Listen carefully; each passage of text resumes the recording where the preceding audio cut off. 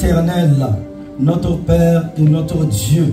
Tu es le Dieu fidèle, tu es le Dieu puissant, tu es le Dieu grand. En toi, il n'y a ni changement, ni homme de variation.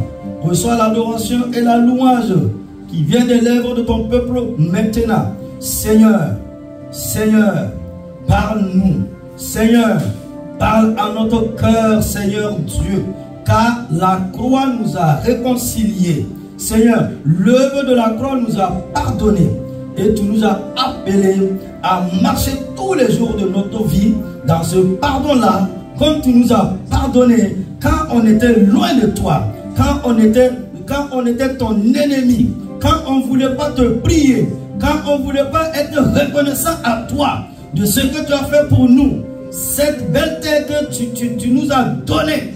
Seigneur, nous devons nous arrêter, élever les yeux vers toi et dire à Dieu, Créateur et souverain, que la gloire te revienne. À ce jour encore, que cet esprit de pardon, d'amour, de compassion nous saisisse maintenant au nom de Christ Jésus de Nazareth, et que quelqu'un dise Amen, Amen, Amen. Gloire à Dieu. Veuillez vous asseoir, s'il vous plaît. Et je vous invite à prendre vos Bibles avec moi. On va continuer dans ce grand thème-là. Voilà, et comme je vous ai dit, c'est un livre que je suis en train de préparer comme ça. Voilà, Dieu me donnera la force et les moyens, voilà, pour que la plupart de ces livres puissent sortir encore pour la gloire de Jésus. Donc nous sommes sur ce grand thème et intitulé la route du pardon et de l'amour. Je dirais même la grande route du pardon et de l'amour. Donc pour ceux et celles qui sont là pour la toute première fois, donc nous sommes à notre 10e message sur le pardon, que la plupart de ceux qui nous suivent m'ont posé la question, m'ont demandé si je pouvais donner l'enseignement, si je pouvais traiter ce thème. Voilà, il y a des choses, quand tu parles de ça, il faut que toi-même qui es passé par là, là tu pourras comprendre l'autre et puis l'aider à aller de l'avant. Pourquoi?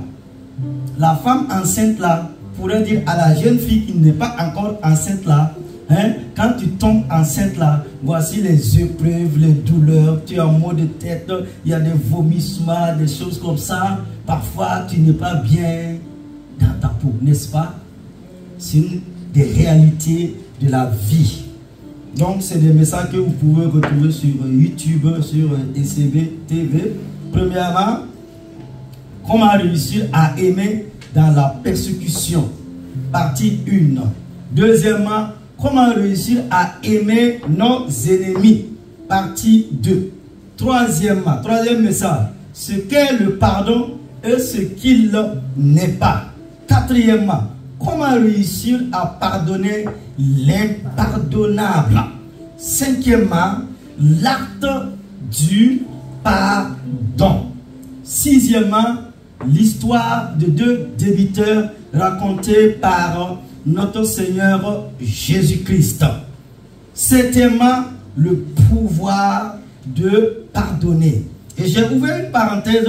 Pour pardonner, il faut aller au fond du cœur pour déterrer les racines d'amertume, de douleur, de désespoir et de refus de pardonner le mal vécu. C'est-à-dire un mal qui fait très mal.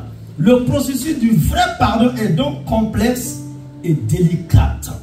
Et huitièmement, notre huitième message, c'était choisir le pardon pour vivre dans la paix et la plénitude.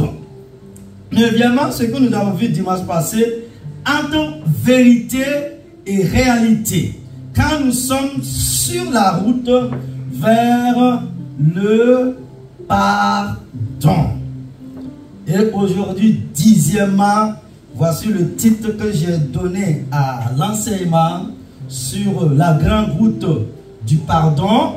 Le processus du pardon, donner des pieds à nos bonnes intentions. Oh, hallelujah. Et j'ai aimé vraiment l'image. Le processus de pardon, donner les pieds à nos bonnes intentions. C'est donner des pieds à nos bonnes intentions. Partie 3. Et comme texte biblique de référence, nous lisons dans le livre du prophète Jérémie, Jérémie au chapitre 13, verset 23. Là, le prophète commence ici par une question. Un Éthiopien peut-il changer sa peau et un léopard ses taches? De même, pourriez-vous faire le bien, vous qui êtes accoutumiers à faire le mal? Notre deuxième texte biblique, là, c'est celui-là même qu'on a appelé l'apôtre de l'amour, Jean. Il nous parle dans sa lettre 1 Jean au chapitre 3, versets 14 et 15. Nous savons que nous sommes passés de la mort à la vie parce que nous aimons les frères. Tu peux ajouter les sœurs. Celui qui n'aime pas demeure dans la mort. Quiconque est son frère est un meurtrier. Et vous savez qu'aucun meurtrier n'a la vie éternelle demeurant en lui. Est-ce que quelqu'un peut acclamer la parole de Dieu? Waouh! Les schémas de pensée et de comportement enracinés sont difficiles, voire impossibles à changer par les efforts de notre chair. Nous ne devons pas être surpris lorsque nos bonnes intentions ne suffisent pas à surmonter et à remodeler les problèmes profonds de nos cœurs, notamment sur la question du pardon. La personne qui dit, homme ou femme, femme ou homme, la personne qui dit, le pardon a toujours été facile pour moi parce que je suis naturellement une personne qui pardonne, n'a pas vraiment compris ce qu'est le nom pardon et n'a aucune conscience de ce qui est logé dans son propre cœur. Même avec la grâce de Jésus, obtenir le pardon n'est pas facile. La raison pour laquelle le pardon est si difficile est que tout ce qui s'est logé dans notre cœur y est en effet coincé. De manière naturelle, nous détestons les gens à qui nous reprochons de nous avoir fait du mal. Étonnamment, nous détestons le plus souvent les personnes les plus proches de nous. Cela ne veut pas dire que nous ne les aimons pas. Nous sommes des créatures ambivalentes. Nous pouvons aimer les gens que nous détestons et détester les gens que nous aimons. La haine et l'amour peuvent vivre côte à côte dans nos cœurs. En réalité, le pardon est si difficile à accomplir parce que c'est que toutes nos rancunes sont des expressions de haine qui ont reçu une place dans notre cœur. Nous n'aimons pas penser que nous détestons, mais si nous n'exprimons pas d'amour, nous détestons vraiment. Nos rancunes sont des péchés parce que les rancunes tuent les relations entre les gens et détruisent le dessein de Dieu pour nous de vivre dans l'unité. Les rancunes sont aussi des péchés parce qu'elles affligent l'autre personne avec une énergie spirituellement blessante. Nous savons que nous sommes passés de la mort à la vie, parce que nous aimons nos frères et sœurs. Celui qui n'aime pas reste dans la mort. Quiconque est son frère est un meurtrier, et vous savez qu'aucun meurtrier n'a en lui la vie éternelle. Selon la loi de l'Ancien Testament, il n'y a pas de rémission des péchés et pas de pardon sans effusion sacrificielle de sang dans l'adoration de Dieu. Dans la lettre de l'apôtre Paul aux chrétiens heureux, il leur a rappelé cette exigence fondamentale de la loi mosaïque. Cependant, Paul a enseigné que le sacrifice sanglant requis par la loi de Dieu a été accompli complètement et éternellement par Jésus-Christ. En effet, le Fils de Dieu, en mourant sur la croix, est devenu le sacrifice pour tous ceux qui croient en lui et se répandent devant Dieu pour le salut. Ce n'est donc pas le sang de Jésus que Dieu accorde la capacité de délivrer le pardon. Et c'est ce que je vous propose de voir en 2 points au cours de l'enseignement de la matinée. Premièrement, le pardon commence avec nous. Le pardon commence avec nous. Pour que la puissance du pardon du Christ agisse en nous, nous devons nous rendre disponibles de manière suivante. Premièrement, croire que le Seigneur Jésus a le pouvoir d'accomplir le pardon en nous, à travers nous et pour nous. Si nous avons du mal à laisser cette croyance vraiment pénétrer dans les recoins de notre cœur, nous devons la proclamer régulièrement dans la prière. Nous pouvons lui dire: Seigneur, je ne peux rien faire de plus que choisir de pardonner. Je ne sais pas comment faire en sorte que quelqu'un se sente pardonné. Je ne peux pas le faire, mais je crois que tu le peux. Et je t'abandonne avec confiance. Deuxièmement, soyez patients quant à ce qu'il faudrait pour obtenir le pardon. La logique devrait nous dire que si nous passons beaucoup de temps à construire des pratiques de non-pardon, cela peut prendre beaucoup de temps pour les démanteler. Lorsque nous réalisons que nous avons un manque de pardon logé dans le cœur, il est naturel pour nous de vouloir aller immédiatement à la croix, de prier à ce sujet et d'extirper le manque de pardon. Nous sommes conditionnés par notre société à entendre une restauration rapide. Mais cela peut demander beaucoup de patience pour apprendre à faire les choses à la manière de Dieu plutôt que selon nos propres souhaits.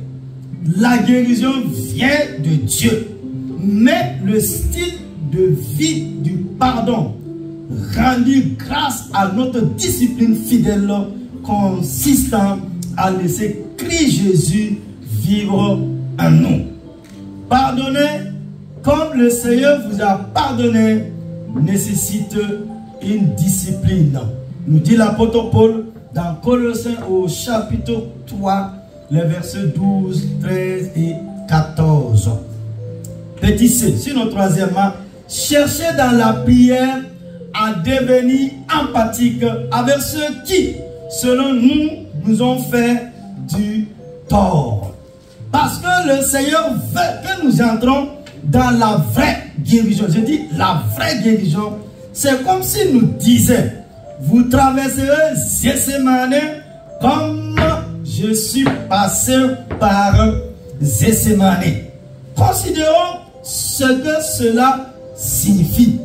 La nuit où Jésus a été arrêté et jugé, il est allé avec ses disciples à Gethsémani, un jardin dans la vallée du Cédron, sous le mont des Oliviers, en face de Jérusalem.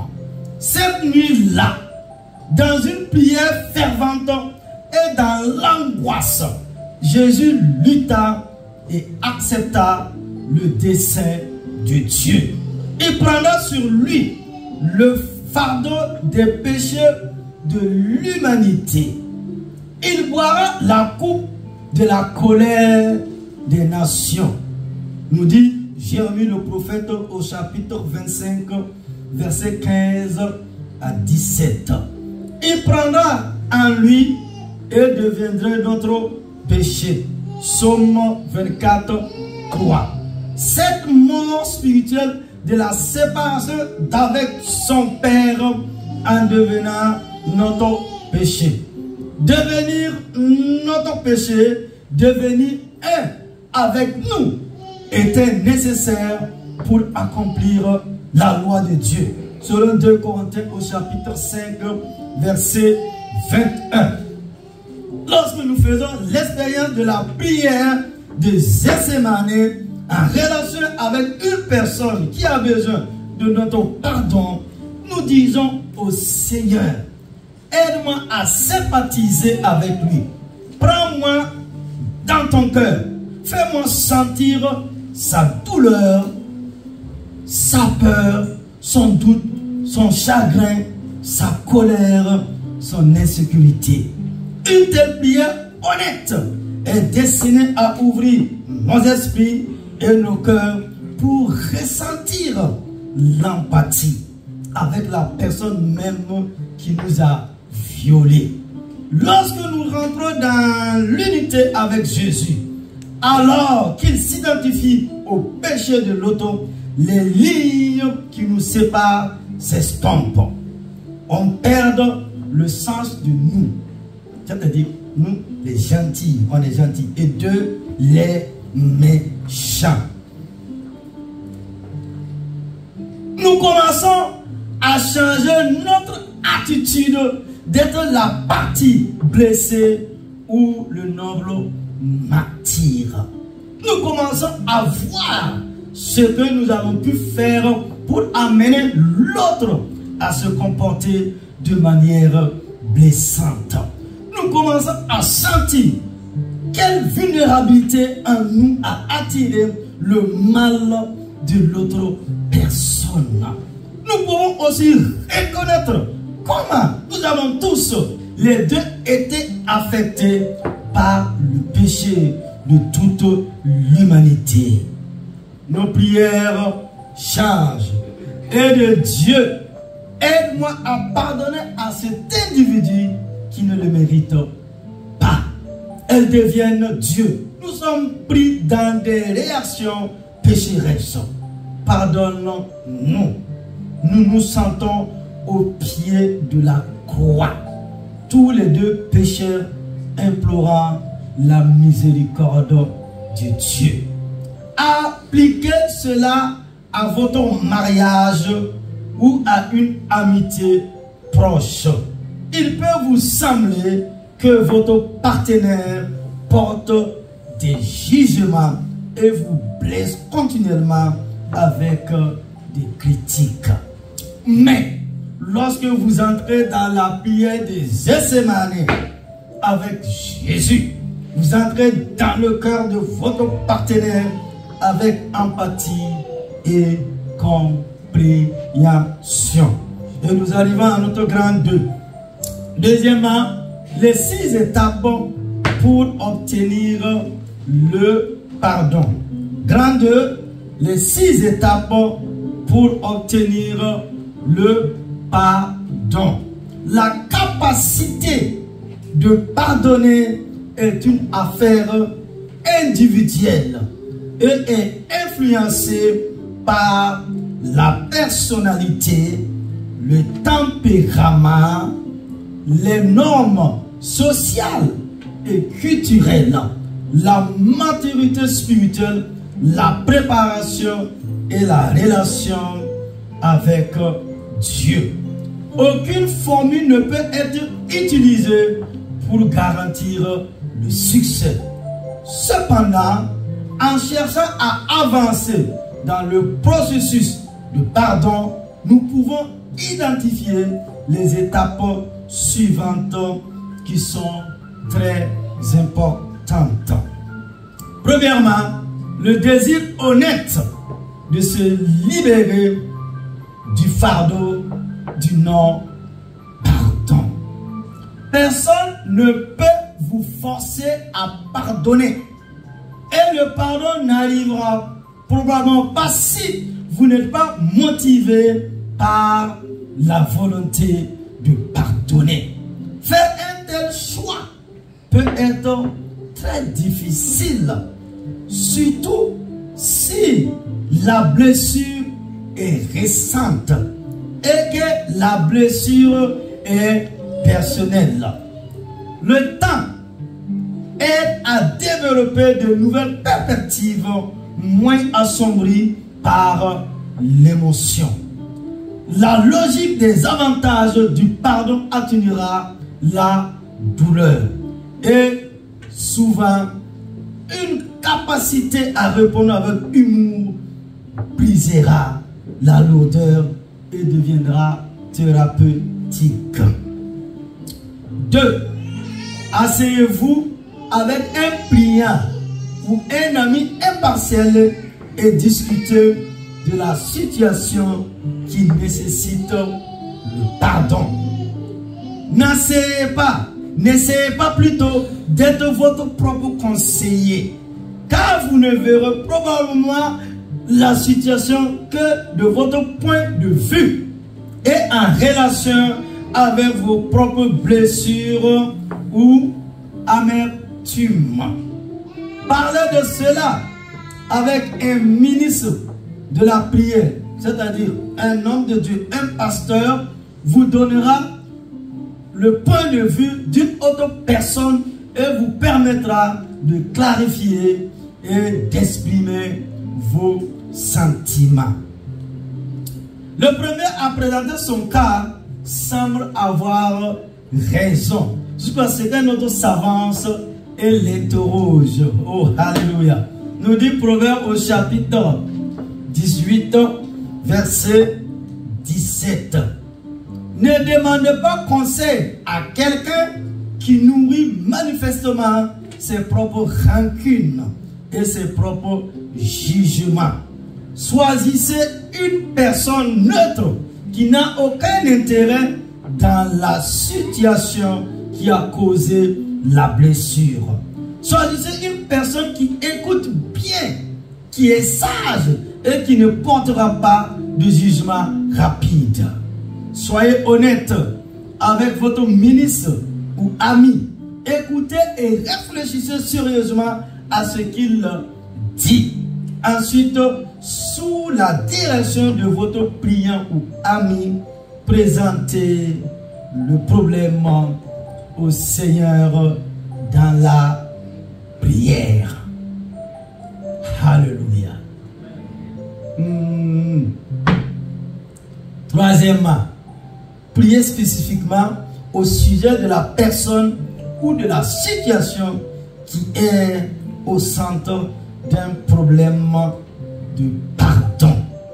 Identifiez et clarifiez ce que vous devez pardonner. Verbalisez vos sentiments et votre désir de pardonner. Dites à haute voix dans la prière: je pardonne, je pardonne, je pardonne. Soyez précis et détaillé. Être réel, c'est-à-dire être vrai. Croyez-le dans la prière et attendez-vous à ce que le Seigneur l'accomplisse alors que vous continuez à choisir de pardonner. Quatrièmement, faites quelque chose pour bénir celui qui a été pardonné. Waouh! Hello! quelque chose pour bénir celui qui a été pardonné. Le pardon n'est pas un acte neutre à accomplir uniquement en privé, dans la tête et le cœur du pardonneur. Pour nous libérer efficacement de notre fardeau, le pardon doit passer de l'intellect à l'action.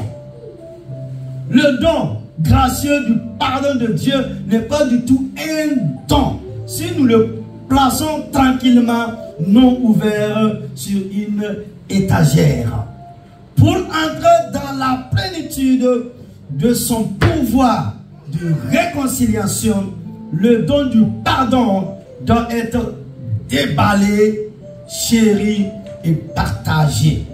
Le vrai pardon se manifeste dans notre volonté de prier et de faciliter les bonnes choses qui se produisent dans la vie de celui qui nous a blessés.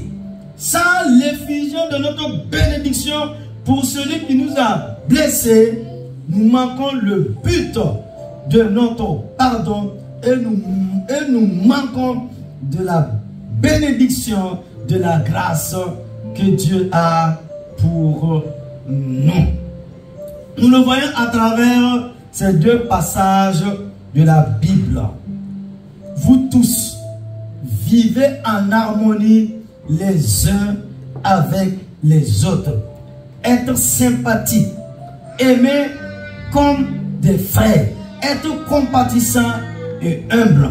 Ne rendez pas le mal par le mal ou l'insulte par l'insulte, mais par la bénédiction, car c'est à cela que vous avez été appelés pour hériter d'une bénédiction. 1 Pierre au chapitre 3, versets 8 à 9. Et l'apôtre Paul continue ici dans Romains au chapitre 12, verset 14. Il dit: bénissez ceux qui vous persécutent. Waouh! Bénis et ne maudissez pas. Réjouissez-vous avec ceux qui se réjouissent. Pleurez avec ceux qui pleurent. Vivez en harmonie les uns avec les autres. Ne soyez pas fiers, mais soyez prêts à vous associer à des personnes de position inférieure. Ne soyez pas prétentieux. Ne rendez à personne le mal pour le mal. Veillez à ce qui est juste aux yeux de tout le monde. Si, l'apôtre dit, si c'est possible, dans la mesure où cela dépend de vous, vivez en paix avec tout le monde. Il continue, verset 19. Il dit, Paul dit, ne vous vengez pas, mes amis, mais laissez place à la colère de Dieu. Car il est écrit, c'est à moi de me venger, je rendrai, dit le Seigneur. Au contraire, si ton ennemi a faim, nourris-le. S'il a soif, donne-lui à boire. Ce faisant, tu entasseras des charbons ardents sur sa tête. Ne te laisse pas vaincre par le mal, mais surmonte le mal par le bien. Si votre ennemi a faim, nourrissez-le. S'il a soif, donnez-lui à boire. En faisant cela, vous amassez des charbons ardents sur sa tête. Romains au chapitre 12, verset 20. Soyez disponibles pour aider gracieusement vos ennemis en cas de besoin. Profitez-en pour être encouragés et solidaires. Les actions parlent plus fort que les mots. La gentillesse peut faire tomber des murs de longue date. Tiens, ceux qui m'ont compris. Les actions parlent plus fort que les mots.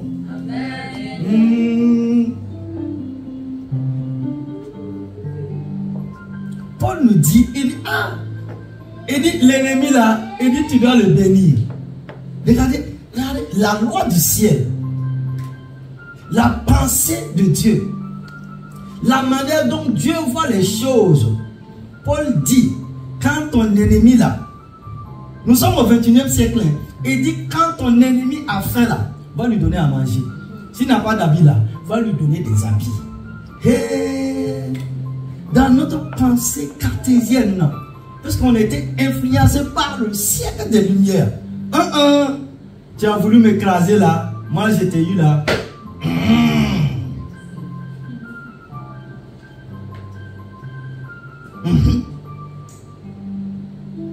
Il dit, il faut être en paix avec tout le monde.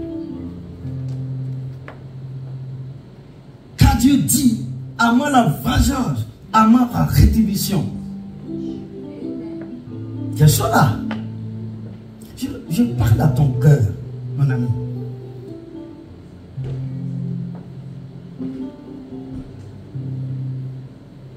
Et l'apôtre Pierre dit que c'est pareil dans le mariage aussi.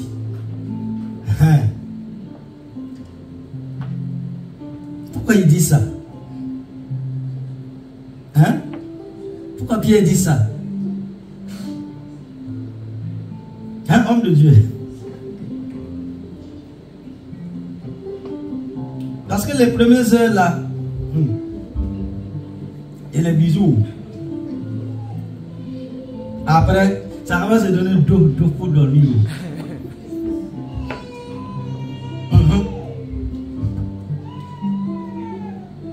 C'est ça que j'avais une fois dit à mes amis suisses là. Il dit, mais moi-même je ne comprends même pas votre affaire d'amour là même quoi. Aujourd'hui là c'est bisous. Demain là, les mots quand ils vont vraiment s'insulter là, c'est non. Tu as envie même de fuir quoi. De prendre le train à bien pour aller jusqu'à Berne. Ou soit à Lausanne de l'autre côté. Comment quelqu'un qui te persécute, comment quelqu'un qui te fait du mal. Dieu dit, tu dois prier pour cette personne, tu dois bénir cette personne. Il faut avoir vraiment le cœur de Dieu. Parce que nous, c'est la loi d'Italien. Œil pour œil, dent pour dent. Tu as cassé ma dent là. Et toi aussi tu vas prendre l'eau.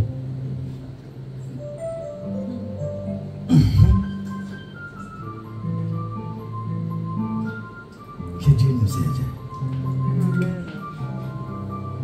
Que Dieu nous aide à vivre continuellement, voilà, dans le pardon. Tu es venu dans une vie là, depuis le berceau jusqu'à la tombe. Quelqu'un va te poignarder. Ça, tu ne peux pas éviter, mon ami. Quelqu'un va te faire mal. Quelqu'un va marcher sur toi. Quelqu'un va te calomnier.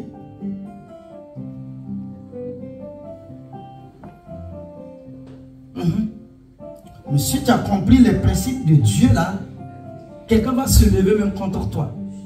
Même ton propre enfant. Ça n'a pas commencé avec nous. On a vu Absalom. Il s'est levé contre son père. Ça veut dire violer toutes les femmes de son père. Un jour dans la gloire, là, on va demander à ce fils-là, mais qu'est-ce qui est passé dans ta tête? Regardez, dans ça, David, écoute-moi bien mon ami, et vous qui nous suivez, David, le roi David, un homme de l'Ancien Testament, son cœur n'était pas lavé par le sang de l'agneau. Jésus n'était pas encore venu. Qui pouvait dire à Dieu, sonne mon cœur. Et dit, même la nuit, Seigneur, en sonnant mon cœur, tu verras. Et vous connaissez cette loi. Celui qui a trahi là, on le pend en même temps. Pas de place pour les traites sur cette terre des hommes. Selon la philosophie de ce monde. Il a regardé son fils. Waouh! Et il a dit de le laisser, de ne pas le toucher. David dit, Absalom, là, il a dit à son général, faites doucement. Parce qu'il connaît ce homme-là. Il a dit, faites doucement. Toi là, fais doucement, c'est mon fils. Faites doucement avec lui.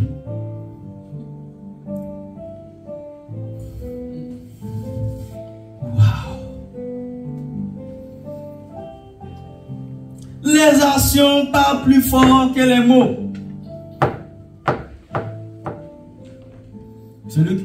Quelqu'un nous a fait mal. Peut-être même il a marché sur nous. Il a dit des paroles, des choses comme ça. On est fâché. Quand on le voit dans le métro, là, s'il vient par là, tu passes de l'autre côté. Moi, c'est matin bonheur, je ne veux pas de problème. Mon ami, tu as cherché problème en même temps.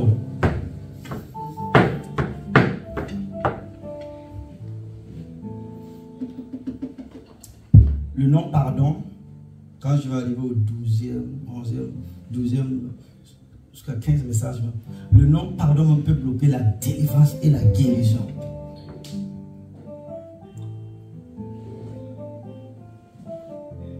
Pour ceux, une soeur qui me posait la question il y a quelque temps là, ça ne veut pas dire quelqu'un qui a voulu t'empoisonner.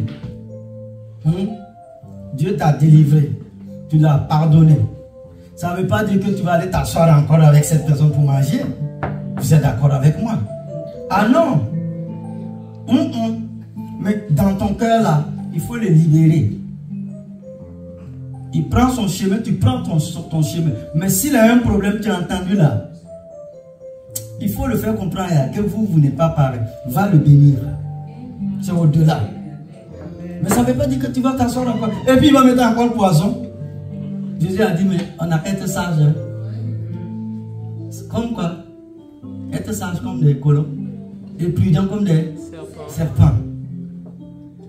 Ça veut dire que tu nettoies ton cœur là. C'est pour toi-même. Hein? Mais ça ne veut pas dire, l'acte qu'il a posé là, il n'y aura pas de conséquences.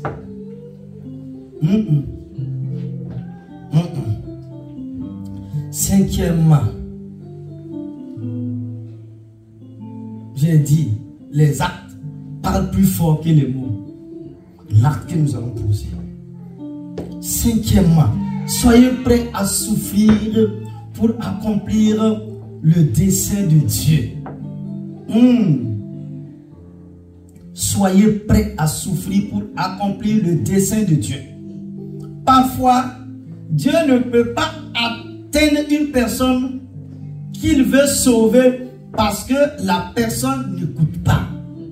Dieu pourrait alors inciter le rebelle à blesser un chrétien afin de déclencher une chaîne d'événements qui démontreront la puissance de l'amour de Dieu et amèneront le rebelle à croire.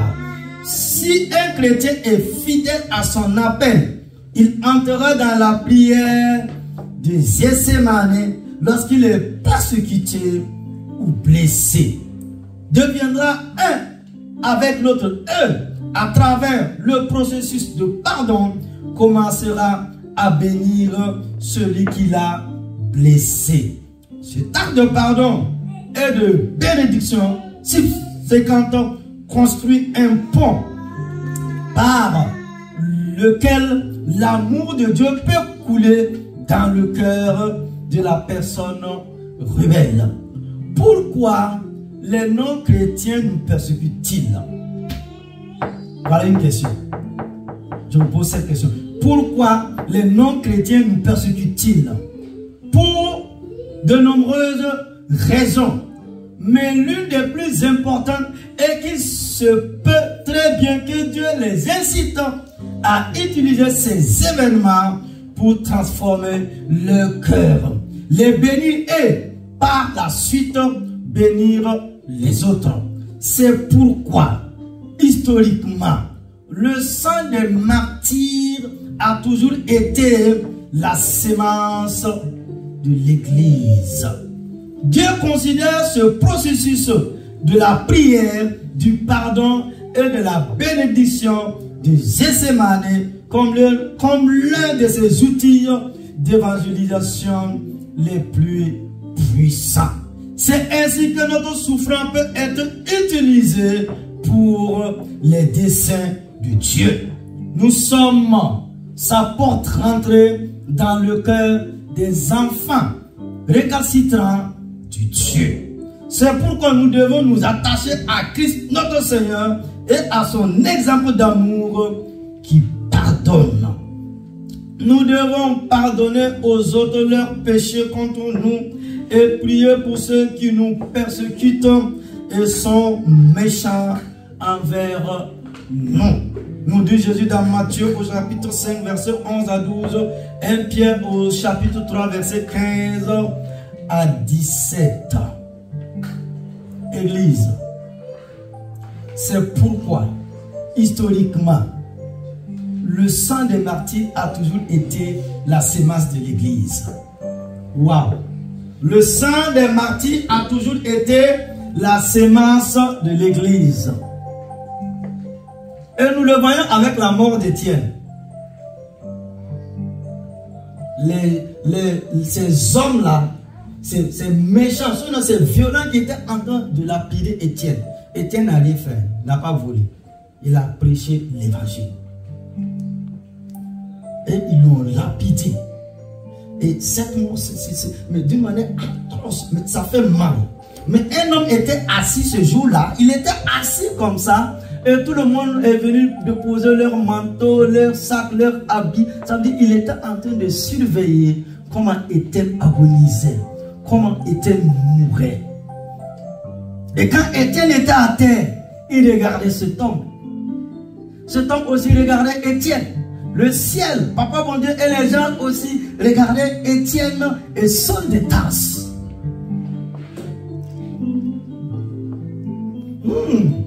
Étienne pouvait faire cette prière-là. Dieu, que ta foule n'a pas sabbat sur eux. Comme une personne qui aime prier là, Dieu n'a qu'à les gifler. Dieu va te gifler et puis ça va rester quoi. Étienne pouvait faire cela. Il a dit, Père, que ce péché ne leur soit imputé. Ah! On est en train de courter ta vie sur la terre des hommes. Il a fait comme Jésus a fait à la croix. Jésus a guéri les gens. Jésus a délivré les gens. Jésus a nourri les gens. La multiplication des pains. Jésus a opéré des signes et le miracle. Il a démontré la puissance du royaume. Jésus a enseigné les principes du royaume. Jésus est venu il était venu pour nous sauver, nous délivrer, nous arracher de la mort à la vie et nous mettre sur le chemin de la vie éternelle, le chemin de la grâce, le chemin de la gloire, le chemin de la bénédiction. Et peut-être ce jour-là, ceux et celles que Jésus a relevés, ils ont découvert la vie. Les sourds ont entendu. Il a ressuscité les morts. Ils ont dit crucifiez-le, crucifiez-le, crucifiez-le. Et il est mort comme un voleur, comme un bandit, comme un homme vulgaire. Lui qui est sorti du sein de Dieu, lui qui est Dieu, lui qui était là avant la création. Jésus a regardé ce jour-là cette foule qui n'a pas été reconnaissante. Et il a dit, Père, pardonne-leur, car ils ne savent pas ce qu'ils font. Cela doit être notre prière. Père, pardonne-le dans leur messagerie. Père, pardonne-le dans leur haine, car ils ne savent pas les actes qu'ils sont en train de poser. Waouh!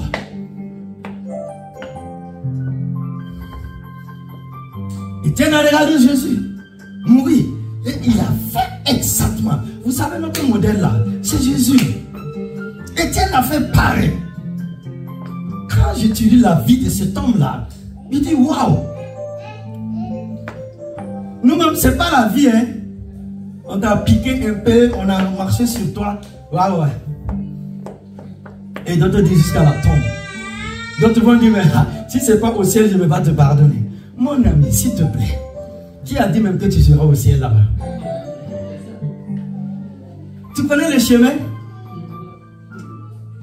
Est-ce que le chemin là, tu connais le chemin? Non, non, non, non. Il est temps, quand je vais arriver sur la maturité spirituelle, il y a des choses qu'il faut abandonner et puis avancer. L'homme qu'on est venu déposer les habits là, on a lapidé Étienne là. Cet homme, l'ennemi numéro 1 de Jésus-Christ, l'ennemi de l'église, le grand persécuteur de l'église, Saul de Tarse, subitement, brusquement, instantanément, quand la puissance de Jésus l'a frappé, il est devenu le grand apôtre de tous les temps. Quelque part, Dieu a exaucé à la prière d'Étienne. L'amour de Dieu a saisi cet homme. En retour, lui aussi, il a été persécuté. On l'a lapidé. Et même au soir de sa vie, il dit au pasteur Timothée, tous m'ont abandonné. Il était sur le chemin du martyr. Paul.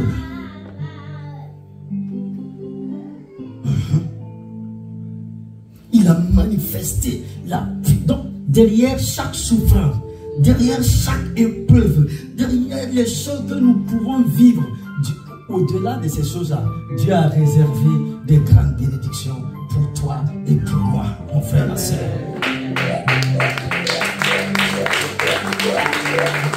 Il a réservé quelque chose. Mais nous sommes dans un monde, les gens ne veulent pas souffrir. Les gens veulent être comme Joseph. Quand on commence à les insulter, il y a un problème. Mais ce sont ses propres frères. Hein? Toi, c'est des gens que tu as rencontrés dans le métro, dans le RR, je ne sais pas, au travail. Mais lui, c'était dans sa propre famille. Ils l'ont mis dans le puits. Il est allé chez Potiphar. Et puis, une femme s'est levée. Voilà. Il est allé en prison. C'était le chemin. Imagine si déjà ce Potiphar, il avait abandonné son Dieu. J'ai un message pour toi. Transformé par les épreuves et les difficultés de cette vie. Saisis Jésus. Attache-toi à Jésus-Christ de Nazareth. Mets en pratique ses enseignements. Ce que Jésus nous a laissé sur cette terre des hommes.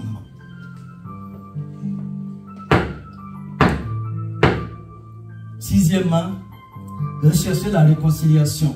Que ce soit avec nos amis, nos frères, nos soeurs, que ce soit dans la famille, que ce soit dans la ville, dans la cité, dans la nation, nous devons rechercher la réconciliation. Bien que la réconciliation ne soit pas toujours possible, c'est toujours ce merveilleux objectif qui boucle le cercle du pardon.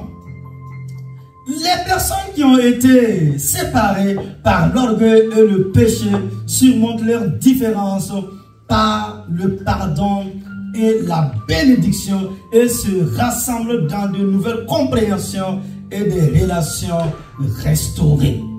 Certains apologétiques chrétiens disent que le pardon n'est jamais complet tant que la réconciliation n'est pas réalisée. D'autres soutiennent que dans les réalités des relations humaines, une réconciliation complète peut être irréalisable et souvent même pas souhaitée. Le temps et les circonstances nous changent. Waouh! Mon frère, ma soeur, le temps et les circonstances nous changent. Nous ne pouvons pas vivre l'angoisse de la trahison et la douleur de l'aliénation et rester les mêmes personnes que nous étions. Jamais. Tu ne peux pas vivre les mensonges, la trahison, les déceptions et puis être toujours la même personne. Non, non, non. La Bible dit quoi? À Cyclage, après Cyclage, David n'a plus jamais été la même personne. Il a vu les flammes de l'enfer. Il a vu tout brûler. Au lieu de rester assis, il s'est levé. Oh, alléluia. C'est ça que j'ai aimé le message de notre diacre ce dimanche-là. Il dit, la violence spirituelle. Depuis le temps de Jean-Baptiste Église, écoute-moi mon frère, ma soeur. Les problèmes, les difficultés que nous pouvons rencontrer ça ne doit pas nous amener à abandonner Dieu, à abandonner l'église, à abandonner nos frères et nos sœurs. Tu es né dans les mains des hommes et tu vas repartir dans les mains des hommes. Tu as besoin de te réconcilier. Tu as besoin tu ne peux plus faire marcher. Tu es obligé d'avancer, de pédaler, de progresser et d'aller de l'avant. C'est la loi de la vie. Ne recule pas, n'abdique pas, n'abandonne pas. Jésus dit que depuis Jean-Baptiste jusqu'à nous, ce sont les violents qui s'emparent du royaume de Dieu. Cela veut dire quoi? Des hommes et des femmes qui sont violents et violents dans la prière. Pour dire à Satan et à ses démons et à ses serviteurs, tu lâches ta main dans ma famille, dans ma vie. Les hommes et les femmes qui vont évoquer le feu de Dieu sur les yeux des ténèbres et voir la gloire de la puissance de Dieu. Si en Égypte, Israël n'avait pas prié, Dieu n'avait jamais frappé Pharaon.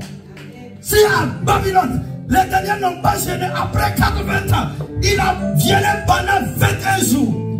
Et Dieu a parlé au roi de Nebuchadnezzar. Et Dieu a frappé Nebuchadnezzar. Il est devenu comme un bœuf. Et 7 ans est passé sur lui. Il a quitté les fils des hommes. Il a quitté son palais. Et il a mangé l'herbe comme la vache. Et il a reconnu, il y a un Dieu très haut. Il est saint, il est puissant, il est glorieux, il est merveilleux. Il a la capacité de t'abaisser comme il a la capacité de t'élever. À lui seul la gloire et la puissance.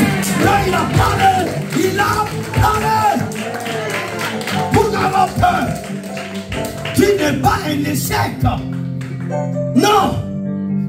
Tu n'es pas un échec. Tu n'es pas un hasard. Dieu te prépare. Et le ciel travaille en ta faveur. Les violents. Tu n'es pas appelé à laisser comme ça.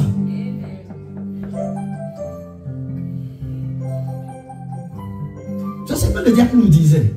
J'ai vraiment aimé son message. Et je vous invite vraiment à suivre et à appliquer. Je l'ai regardé et dit waouh. Très bien. Il a repris tout doucement ce que j'ai prêché. Il dit la violence spirituelle. La violence spirituelle. Même Jésus pour te guérir là, c'est la violence. Hein?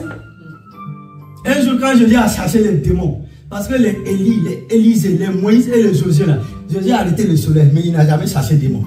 Quand Jésus a cherché les démons, il a dit, ça c'est une nouvelle doctrine. Ils ont dit non, non, non, il cherche les démons parce que le chef des démons même habite en lui. Jésus dit, un royaume divisé contre lui-même ne peut pas subsister. Une maison divisée là, la maison est appelée, sinon cette famille est appelée à disparaître. Jésus dit, si c'est par la puissance de Belzéboul que je chasse les démons, donc le royaume de Dieu est venu vers vous. Oh, alléluia. Un autre jour, il a guéri. Hein? Et puis on l'a chassé de la ville. C'est ça, je vous dis, il y a deux mondes. Il y a deux mondes opposés. Il y a deux mondes. Il y a deux mondes. N'oublie jamais cela. Vous faites violent. Même ces grandes femmes de la Bible. À la rentrée, je vais parler à un moment. Ces grandes femmes de la Bible. Hein, de moi. Regardez les grands-mères de Jésus. Dieu là, son jugement, c'est pas comme nous. Hein. Comment une prostituée peut devenir la grand-mère de notre Seigneur Jésus-Christ? Rahab. Les gens aiment dire, pasteur, on ne comprend pas Dieu. Si tu as compris Dieu là, moi-même je ne vais plus prêcher la Bible. Comment tu... Non, non, comment on peut comprendre Dieu? Si tu veux comprendre Dieu, moi j'ai une question simple. J'aimerais vraiment que tu m'expliques. Nous sommes dans un pays où la science a progressé. On peut te tenir en vie pendant longtemps. Dites-moi, les mamans, hein, vous allez regarder les hommes. Il faut que, dites au pasteur Israël, comment, toi tu ne peux pas expliquer ta vie. Comment? C'est liquide. C'est simple liquide. Hein? Et puis dans ce liquide-là, il y a tes cheveux, il y a ton nez, il y a les oreilles, il y a les yeux, il y a les os, il y a le sexe, et puis il y a tout. Acclame Dieu. Il est fort. Il est plus que fort. Je vais apprendre l'anglais parce que le français là, il y a beaucoup de thèmes qui nous échappent. Dieu est fort que tout. Et puis dans ça, tu as les longs cheveux. Tu vois, il y a des femmes qui ont de longs cheveux. Nous, on a les cheveux crépus, quoi. Les cheveux, quoi. Hein? Il y a d'autres, c'est longs cheveux. Il y a d'autres, nous, c'est court. Il y a d'autres qui n'ont pas besoin de mèches. Elles sont de la saison comme ça. Tu comprends? Non. Tu dois aimer Dieu. Non. Maman, je ne sais pas où. Comme nous, on est fils de paysans là. On est né dans le frigo, dans la maison, il n'y avait pas de frigo. Il n'y a pas de fromage à roule là. Notre amour avec Jésus là, c'est boum boum. Et puis papa pédalait vélo. Maintenant quand les nouvelles sont venus, il y a frigo, il y a voiture, il y a tout là. Donc, nous on n'a pas la même compréhension de la vie. C'est ça avec nos enfants. Et avec ceux, ça veut dire qu'ils n'ont pas encore vécu la réalité. C'est un micro-ondes. C'est les cocottes minutes là. S'ils n'ont pas ça, ils sont fâchés. Ils trient yaourt même pour boire. Omelette là, ils veulent. Non, on ne veut pas omelette, on veut croissant. Nous, on priait même pour avoir omelette là, mais c'était bouilli. Un café baoulé. Aime Jésus. Dis à quelqu'un, aime Jésus. Non, aime-le. Non, tu as un bel avenir. Les épreuves et les difficultés vont te forger. Alléluia. Merci Seigneur. Que la gloire te revienne. J'enseigne et puis vous me faites prêcher en même temps. Ok. Le temps et les circonstances nous changent. Nous ne pouvons pas vivre l'angoisse de la trahison et la douleur de l'aliénation et rester les mêmes personnes que nous étions. Nous ne pouvons pas non plus nous attendre à ce que les autres personnes restent inchangées. Le traumatisme nous rend différents. De manière réaliste, la réconciliation ne consiste jamais uniquement à revenir à ce qu'étaient les choses. La réconciliation apporte avec elle de nouveaux paramètres de connaissance, de compréhension et de sentiment. Et nous arrivons à la conclusion. Conclusion. Je vais conclure l'enseignement de la matinée sur le pardon. Conclusion. Le pardon est un rafraîchissement pour nos esprits. C'est le mode de vie essentiel des chrétiens qui sont sérieux au sujet de suivre fidèlement les commandements du Seigneur Jésus-Christ. Entrer dans le style de vie du pardon n'est pas facile. C'est un processus qui commence par notre volonté de pardonner et qui s'achève par la puissance de Jésus-Christ qui seul peut opérer en nous la transformation nécessaire. Et que Dieu bénisse sa parole. Amen. Amen. Qu'est-ce que nous pouvons retenir? À retenir. J'ai parlé. À retenir. Il y a eu l'introduction. Non, il y a eu le titre du message. On est d'accord? Suivez-moi. Diacre Mathieu. Il y a eu le titre du message. Il y a eu texte biblique de référence. Il y a eu introduction. Il y a eu point 1. Point 2. Conclusion. À retenir. Ce matin, je suis professeur. Amen. À retenir. Premièrement, je vois la joie, la vie en toi. Donc, moi-même, ça me donne la force de te parler. Premièrement, lorsque nos blessures et douleurs sont profondes, même avec la grâce de Jésus, obtenir le pardon n'est pas facile. Deuxièmement, c'est la raison pour laquelle nous devons entamer ce travail sans plus tarder et solliciter l'aide dont nous avons besoin. Troisièmement, le pardon est une compétence nécessaire, un ingrédient essentiel pour mener une vie productive. Amen. Amen. Tiens-toi debout pour la prière finale. Évangéliste Marc, bientôt Matthieu, continuez à acclamer la parole de Dieu. Évangéliste Marc, bientôt Matthieu, Fabrice, où sont les autres? Où est Jordan? Jean-Élie. Alléluia, alléluia, alléluia. Commence à rendre grâce à l'éternel Dieu des armées avant qu'il prenne les micros. Nous allons prier, nous allons faire la prière finale. Commence à rendre grâce à Dieu, mon frère, ma soeur. Dis à l'éternel Dieu des armées que la gloire te revienne. Manda inde kanda manda sonamana. Manda kanda, dépêchez-vous, jeune homme, dépêchez-vous, commencez à prier. Lève ta voix et commence à rendre grâce à l'éternel Dieu des armées pour ce que tu viens d'attendre en ce jour. Dis à Dieu que la gloire te revienne. Dis à Dieu à toi l'honneur. Dis à Dieu à toi la puissance. Dis à Dieu à toi la magnificence maintenant. Oh alléluia, oh alléluia, oh alléluia. Prie avec moi. Éternel mon Dieu. Éternel mon Dieu. Éternel mon Dieu. Quelle que soit la profondeur de ma douleur et de mes blessures, je prends la décision ce matin de me conformer à ta parole qui me demande de pardonner à mon prochain. Je prends la décision ce matin de me conformer à ta parole qui me demande de pardonner à mon prochain. Je vais débuter ce processus avec toi ce matin en confessant ma volonté de pardonner. Je veux débuter ce processus avec toi ce matin en confessant ma volonté de pardonner. Je vais débuter ce processus avec toi ce matin en confessant ma volonté de pardonner. Je veux débuter ce processus avec toi ce matin en confessant ma volonté de pardonner. À tous ceux qui m'ont fait du mal, à tous ceux qui m'ont fait du mal, j'ai aussi la foi que j'achèverai ce processus. J'ai aussi la foi que j'achèverai ce processus. Pour chacune des personnes qui m'a causé du tort par la puissance de ton Fils Jésus-Christ.